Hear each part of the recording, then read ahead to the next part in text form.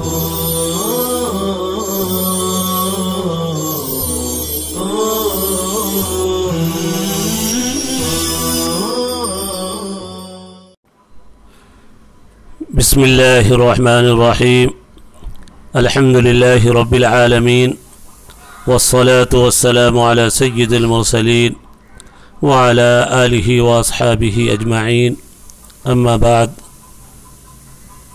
हज़रात सामिईन और अज़ीज़ तलबा, अस्सलामु अलैकुम व रहमतुल्लाहि व बरकातुहू।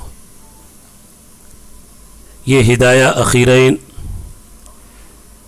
का तीसरा सबक है। जिल्द सालिस के दो हिस्से हैं। दूसरे हिस्से में जो किताबुद दावा है, किताबुद दावा के दो सबक हो चुके हैं। आज का ये तीसरा सबक है। इमाम क़ुदूरी की इबारत देखिए, फ़इन इद्दआ अक़ारन हद्ददहु व ज़करा अन्नहु फ़ी यदिल मुद्दा अलैह व अन्नहु युतालिबुहु बिही। ये मतन की इबारत है इमाम क़ुदूरी की कि अगर मुद्दाई अकार का दावा करे, हद्ददहु तो उसके हुदूद अरबा को ज़िक्र करे, उसकी तहदीद करे। इससे पहले की मतन में दावे आइन का ज़िक्र था कि अगर किसी सामान का दावा है आइन और वो आइन मनकूला है, मुंतकिल होने वाला सामान है, तो पीछे इमाम क़ुदूरी ने ज़िक्र किया कुल्लिफ़ा इहज़ारुहा, मुद्दा अलैह को काजी की मजलिस में हाजिर करने का मुकल्लफ किया जाएगा ताकि उसकी तरफ इशारा करके दावा किया जाए। शाहिदैन दोनों गवाह उसकी तरफ इशारा करके शहादत दें। मुद्दा अलैह को कसम खाने की ज़रूरत पड़े, इस्तिहलाफ की कसम लेने की ज़रूरत पड़े, तो मुद्दा अलैह उस सामान की तरफ इशारा करके वो कसम खाएगा। तीनों में इशारे की ज़रूरत पड़ेगी, इसलिए उस सामान को हाजिर करना ज़रूरी है अगर वो आइन मनकूला है, मुंतकिल होने वाला सामान है। लेकिन अगर मुंतकिल होने वाला सामान नहीं बल्कि गैर मनकूला चीज़ें हैं, मकान है, ज़मीन जायदाद है, उसी को गैर मनकूला अशिया को अकार बोला जाता है। अक्र से है। अक्र के माना आते रुक जाने के, हब्स के। आपने पढ़ा होगा तर्जुमे कुरान में, वो अमराती आकिर, मेरी बीवी बांझ है। आकिर, बांझ औरत को आकिर कहा गया चूँकि उसके हमल का सिलसिला रुका हुआ है। अक्र के माना रुक जाने के हैं। इसी तरीके से जब ऊँट को ज़बह किया जाता तो उसके पाँव काट दिए जाते थे ताकि ज़बह आसान हो जाए, गिर जावे आसानी से। तो उसके लिए कुरान करीम ने एक लफ्ज़ इस्तेमाल किया, फ़अक़रूहा या फ़अक़रुन नाक़ता। अक़र, पाँव काट दिया तो चलने से रुक जाएगा। ज़बह की तरफ भी किनाया होता है अक़र से, उसकी ज़िंदगी और उसकी चलत फिरत भी ज़बह की वजह से रुक जाती है। अलगर्ज़ अक़र के माना है हब्स के, रोक देना। चूँकि अशियाए गैर मनकूला को भी रोक दिया जाता है एक जगह पर, उसको मुंतकिल नहीं किया जा सकता। अशियाए गैर मनकूला को अकार बोला गया। गैर मनकूला जायदाद के सिलसिले में अगर दावा है तो जाहिर है कि गैर मनकूला चीज़ें, मकान है, ज़मीन है, उसको काजी की मजलिस में हाजिर नहीं किया जा सकता। तो अब उसके दावे के सेहत के लिए शर्त है हद्ददहु, मुद्दाई उसके हुदूद को ज़िक्र करे, हुदूद अरबा को ज़िक्र करे। हुदूद अरबा के मशरिक़ में मालिक कौन है, मगरिब की तरफ का मालिक कौन है, शिमाल की ज़मीन का मालिक कौन है और जुनूब की ज़मीन का मालिक कौन है। यह हुदूद अरबा को ज़िक्र करे कि उसके मशरिक़ में फला है, उसके मगरिब में फला है, उसके शिमाल में फला है, उसके जुनूब में फला है। आज भी ज़मीन की रजिस्ट्री जब होती है, मकान वगैरह की रजिस्ट्री होती है, सरकारी तौर पर कागज़ बनाया जाता है, तो आप देखेंगे कभी उस कागज़ को पढ़िए, उसके चारों तरफ के मालिकान का नाम ज़िक्र होगा।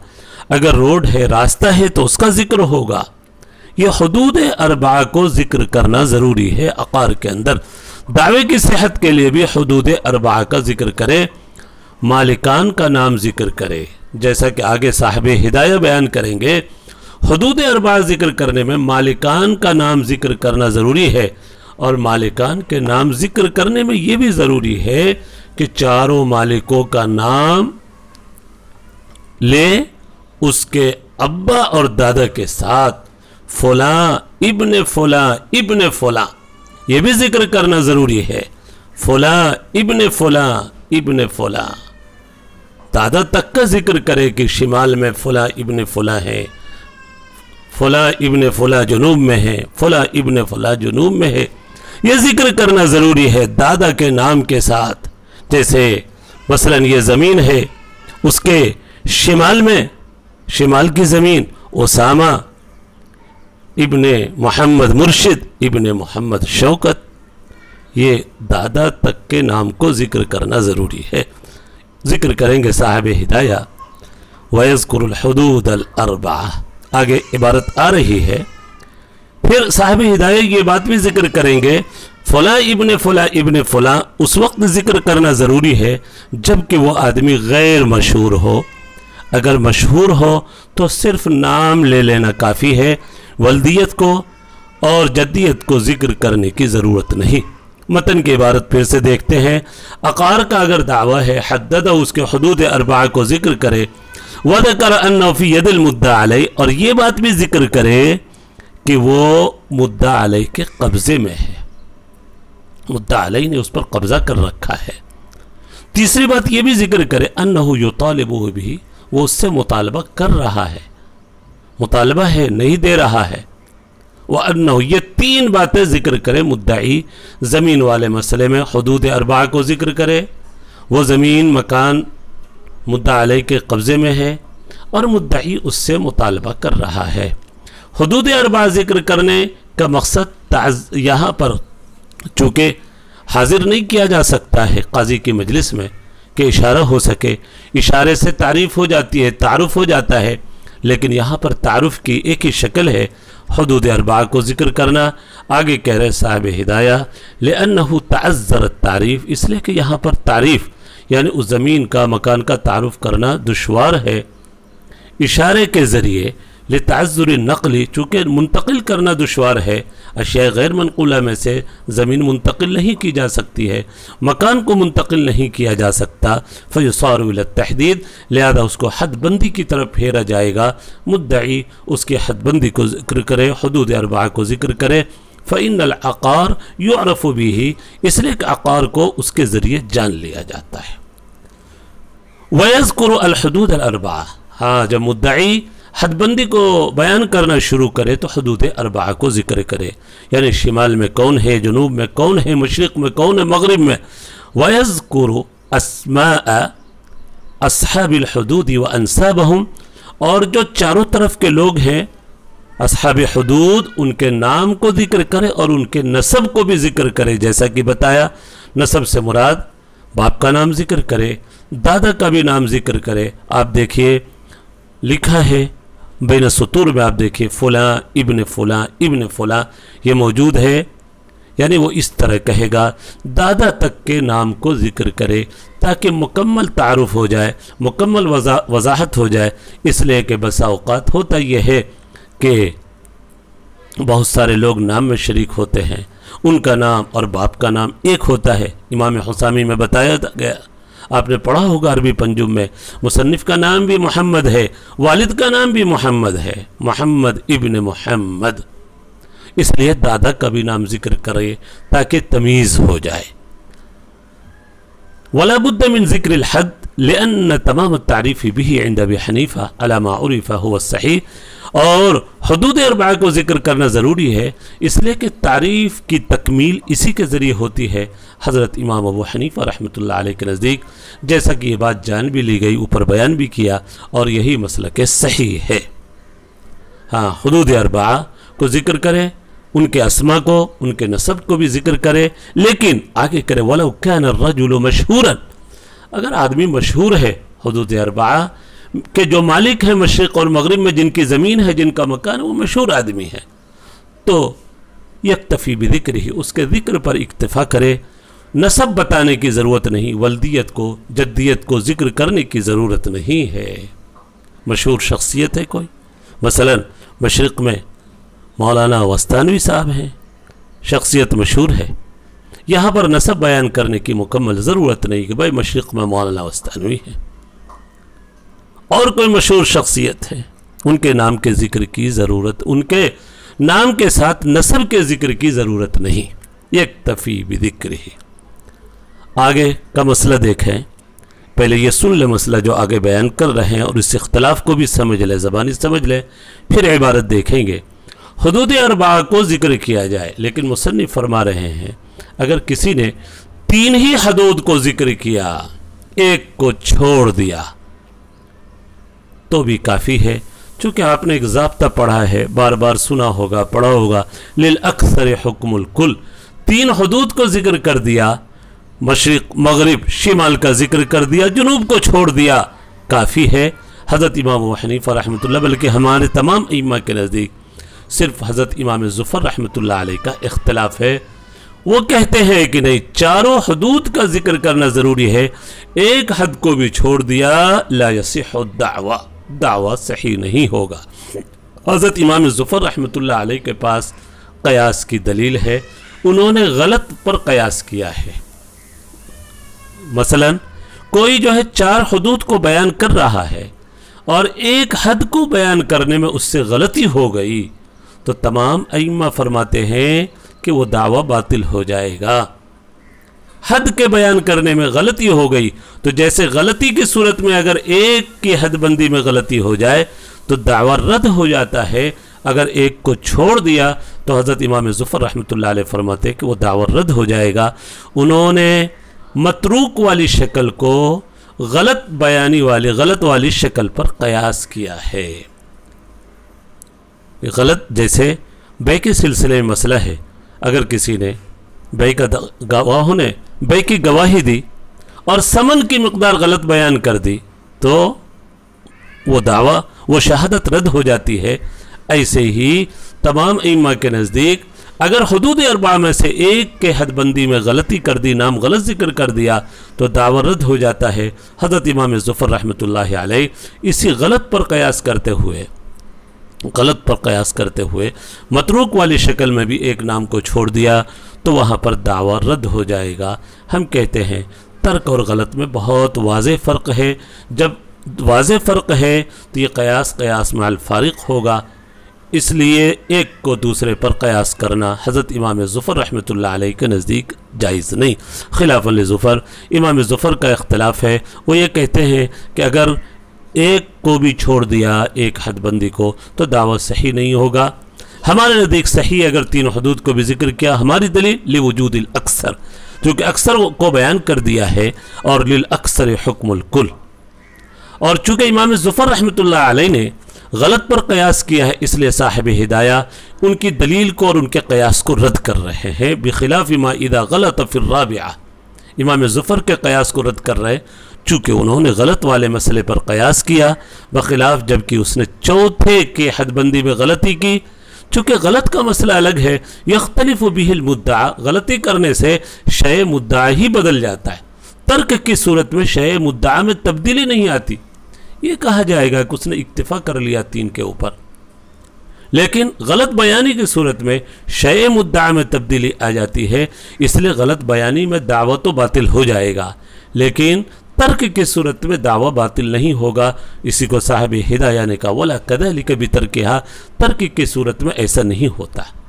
तर्क की सूरत में शय मुद्दा में तब्दीली नहीं आती, लेकिन गलती की सूरत में शय मुद्दा में तब्दीली आ जाती है। आगे की इबारत देखें, कह रहे मुसन्निफ़ कि जिस तरीक़े से दावा की सेहत के लिए हुदूद अरबा को बयान करना ज़रूरी है, ऐसे ही शाहिदैन जब गवाही देंगे उस ज़मीन और मकान के ताल्लुक़ से, शाहिदैन के लिए, शहादत के लिए भी ज़रूरी है कि वो हुदूद अरबा को ज़िक्र करें। शाहिदैन व कमा यश्तरितु तहदीद फ़ी दावा यश्तरितु फ़ी शहादा, हुदूद अरबा को बयान करना दावे के लिए, मुद्दई के लिए ज़रूरी है, तो शाहिदैन के लिए भी हुदूद बंदी को बयान करना, हुदूद अरबा को बयान करना ज़रूरी है। حدود کا ذکر مکمل ہوا۔ ایک بات اور کہی تھی متن کے اندر امام قدوری نے، آپ کو شاید یاد ہو کہ حدود اربعہ کو ذکر کرے، آگے ایک عبارت آئی تھی وَذَكَرَ، متن دیکھیے، وَذَكَرَ أَنَّهُ فِي يَدِ الْمُدَّعِ عَلَيْهِ، یہ بات بھی ذکر کرے کہ مدعا علیہ کے قبضے میں ہے۔ اب اس کی وضاحت کر رہے ہیں صاحب ہدایہ، یہ کیوں ذکر کرنا ضروری ہے کہ یہ زمین مکان مدعا علیہ کے قبضے میں ہے؟ وجہ یہ ہے کہ جب تک وہ شے، وہ مکان، زمین مدعا علیہ کے قبضے میں نہیں ہوگی تو وہ خصم کیسے بنے گا؟ وہ اس کو اپنا خصم بنانے کے لیے، اپنا مد مقابل فریق مخالف بنانے کے لیے ضروری ہوگا کہ اس کا قبضہ ثابت کیا جائے۔ وَذَكَرَ أَنَّهُ فِي يَدِ الْمُدَّعِ عَلَيْهِ لَا بُدَّ مِنْهُ، یہ بیان کرنا بھی ضروری ہے کہ وہ زمین مکان مدعا علیہ کے قبضے میں ہے۔ کیوں؟ لِأَنَّهُ إِنَّمَا يَنْتَصِبُ خَصَمًا، اس لیے کہ وہ فریق مخالف بن کر کھڑا ہوگا، فریق مخالف بنے گا، اِذْ كَانَ فِي يَدِهِ، اس لیے کہ وہ چیز اس کے قبضے میں ہے۔ یہ بات ہو گئی پوری، قبضے کے بیان کرنا ضروری ہے۔ اب ایک اور مسئلہ وفی العقار سے سنیں، پہلے اس کو زبانی سمجھ لیں۔ مدعی نے زمین جائیداد کا دعویٰ کیا ہے اور مدعا علیہ خود تصدیق کر دے رہا ہے کہ ہاں وہ سامان میرے قبضے میں ہے، تو کیا مدعا علیہ کی تصدیق صرف قبضے کے لیے کافی ہو جائے گی؟ مدعا علیہ تصدیق کر دے، صاحب ہدایت فرمانے نہیں، بلکہ قبضہ ثابت کرنے کے لیے بھی بینہ کی ضرورت پڑے گی، قبضہ ثابت کرنے کے لیے بھی بینہ کی ضرورت پڑے گی کہ واقعتاً مدعا علیہ کے قبضے میں وہ چیز موجود ہے۔ صرف مدعا علیہ نے کہہ دیا کہ ہاں وہ زمین میرے قبضے میں ہے، تو یہ مدعا علیہ کا خود تصدیق کر لینا، اقرار کر لینا کافی نہیں ہوگا، بلکہ قبضہ کو بھی بینہ کے ذریعے ثابت کیا جائے گا۔ بڑی یہ حکمت کی بات ہے جو حضرات فقہا نے ذکر کی، کتنے دور فقہا کی عقل پہنچتی، آپ غور کیجئے۔ کیوں؟ اس لیے کہ ہو سکتا ہے، اور بہت سارے زمین مکان کے سلسلے میں شرارت کرنے والے شرارت کرتے ہیں کہ مدعی بھی فرضی بنا، مدعا علیہ بھی فرضی بنا، دونوں نے ساز باز کر لیا کہ یہ مکان جو تیسرے شخص کے قبضے میں، زید نے کہا چلو قاضی کے پاس میں دعوت دائر کروں گا کہ یہ مکان میرا ہے، عمرو کو اس نے سکھایا کہ تو کہہ دینا کہ ہاں وہ میرے قبضے میں ہے، تو قاضی دھوکے میں آ جائے گا اور قاضی لکھ کر دے دے گا کہ یہ مکان مدعی کا ہے، خود مدعا علیہ نے اقرار کیا، کاغذ مل جائے گا مدعی کے پاس، پھر وہ دونوں جا کر اس تیسرے شخص سے مکان قبضے میں لے لیں گے کہ دیکھو قاضی نے لکھ کر دیا ہے، اور دونوں مل کر بیچ کھائیں گے، وہ پیسے کھا لیں گے۔ اس طرح کا دھوکہ ہو سکتا ہے، اس لیے قبضے کو بھی ثابت کرنے کے لیے بینہ کا پیش کرنا ضروری ہے، صرف مدعا علیہ کی تصدیق کافی نہیں، اس لیے کہ ہو سکتا ہے مدعی اور مدعا علیہ دونوں ساز باز کر رہے ہوں اور سازش کر رہے ہوں کسی تیسرے شخص کی جائیداد پر قبضہ کرنے کے لیے، کسی تیسرے۔ اسی کو آگے کہا ہے وفی العقار لا یکتفی بذکر المدعی وتصدیق المدعا علیہ، عقار کے اندر نہیں کافی ہے مدعی کا ذکر کر دینا، دعویٰ کر دیا، اور مدعا علیہ کی تصدیق کر دینا کہ انہ فی یدی، یہ کافی نہیں ہے، بل لا یثبت الید فیہ الا بالبینہ، بلکہ قبضہ ثابت نہیں ہوگا جب تک بینہ نہ پیش کرے۔ لا یثبت الید فی ید الا بالبینہ، قبضہ ثابت کرنے کے لیے بینہ پیش کرنا، ہاں بینہ نہیں ہے، قاضی خود جانتا ہے کہ یہ مکان اس کے قبضے میں ہے، او علیم القاضی، قاضی خود جانتا ہے اچھی طرح، تو اس بنیاد پر وہ فیصلہ کر سکتا ہے، لیکن محض مدعا علیہ نے تصدیق کر دی مدعی کے دعوے پر، تو ہو سکتا ہے یہ دونوں ساز باز کر رہے ہوں، دونوں کی سازش ہو کسی کی جائیداد پر، مکان پر قبضہ کرنے کی۔ ہو صحیح، یہی قول صحیح ہے۔ یہ مدعا علیہ کی تصدیق کیوں کافی نہیں ہوئی؟ بینہ کے ذریعے قبضے کو بھی ثابت کرنا ہوگا۔ صاحب ہدایت فرما رہے نفیاً لتہمت المواضعہ، ساز باز کی تہمت کو دور کرنے کے لیے، مواضعہ کا ترجمہ یہاں پر ساز باز کریں گے، یعنی مواضعہ وضع سے ہے آپس میں جھوٹ پر اتفاق کر لینا، جھوٹے دعوے پر اتفاق کر، وضع رکھنا، کوئی دعویٰ کرنا، اسی سے حدیث موضوع بھی استعمال ہوتا ہے وضعن، جو گڑھی ہوئی حدیث ہوتی ہے، جھوٹی بات آدمی اللہ کے نبی صلی اللہ علیہ وسلم کی طرف منسوب کر دیتا ہے۔ مواضعہ باہم جھوٹ پر اتفاق کر لینا، باہم ساز باز کر لینے کی تہمت کو دور کرنے کے لیے بینہ ضروری ہے کہ جو گواہ گواہی دے کر ثابت کرے کہ واقعتاً یہ مکان مدعا علیہ کے قبضے میں ہے۔ اذ العقار عصاه في يد غیرہ، اس لیے کہ ہو سکتا ہے وہ غیر منقولہ چیز ان دونوں کے علاوہ یعنی تیسرے کے قبضے میں ہو اور یہ دونوں اس پر ناجائز قبضہ کرنا چاہ رہے۔ ہاں یہ تو غیر منقول میں ضروری ہے بینہ گواہ کو قبضے کو ثابت کرنا۔ غیر منقول میں ضروری کیوں ہے؟ اصل میں غیر منقول میں قبضہ نظر نہیں آتا، اور جو منقولہ چیزیں قلم ہے، گھڑی ہے، میرے ہاتھ میں ہے، قلم ہماری جیب میں ہے، قبضہ نظر آ رہا ہے۔ اس لیے بخلاف المنقول، بخلاف منقول اشیاء کے، لأن الید فیہ مشاہدۃ، اس لیے کہ قبضہ اس میں نظر آتا ہے، قبضے کا مشاہدہ ہوتا ہے منقولہ چیزوں میں۔ قلم ہماری جیب میں ہے، گھڑی ہمارے ہاتھ میں ہے۔ ایک تیسری بات متن کے اندر آئی تھی کہ مدعی یہ بھی ذکر کرے کہ مطالبہ کر رہا ہے، اور اس لیے کہ مطالبہ اس کا حق ہے۔ ہاں یہ بھی ذکر کرے اس کے مطالبے کا حق ہے، ناحق کوئی مطالبہ نہیں کر رہا ہے۔ یہ حق کی قید اس لیے لگائی کہ ہو سکتا ہے کہ وہ مکان زمین مدعا علیہ نے روک رکھا ہو، گروی اس نے رکھی ہو اس لیے نہیں دے رہا، یا یہ کہ خریدا لیکن ابھی تک اس نے ثمن ادا نہیں کیا اس لیے روکے ہوئے ہیں مدعا علیہ اس سامان کو، تو ثمن نہ ادا کرنے کی وجہ سے یا گروی والی شکل میں اس کو روکنے کا حق ہے۔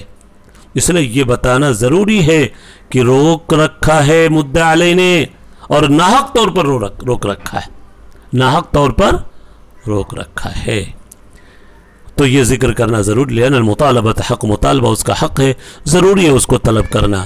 اور اس لیے کہ احتمال ہے، یہ اس لیے ذکر کرے مطالبے کی شکل، اور یہ مطالبہ حق کی بنیاد پر یہ اس لیے ذکر کرے کہ احتمال ہے کہ وہ چیز گروی رکھی ہوئی اس کے قبضے میں، اور محبوساً بالثمن فی یدہ، یا ثمن کی وجہ سے روک لیا، یعنی مدعا علیہ اس لیے نہیں دے رہا ہے کہ وہ بائع ہے، بیچا ہے اس نے کبھی لیکن ثمن نہیں ادا کیا، روکنے کا حق ہے۔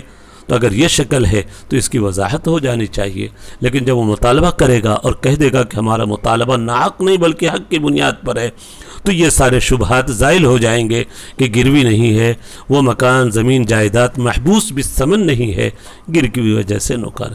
وہ بالمطالبہ، بہرحال جب مطالبہ کرے گا حق کی بنیاد پر تو یزول هذا الاحتمال، یہ احتمال زائل ہو جائے گا۔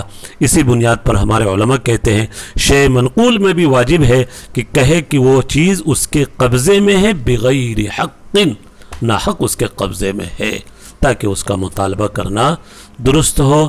الحمدللہ تیسرا سبق پورا ہوا۔ اللہ ہم سب کے لیے سمجھنا آسان فرمائے، استفادے کو آسان فرمائے۔ وصلی اللہ علی النبی الکریم۔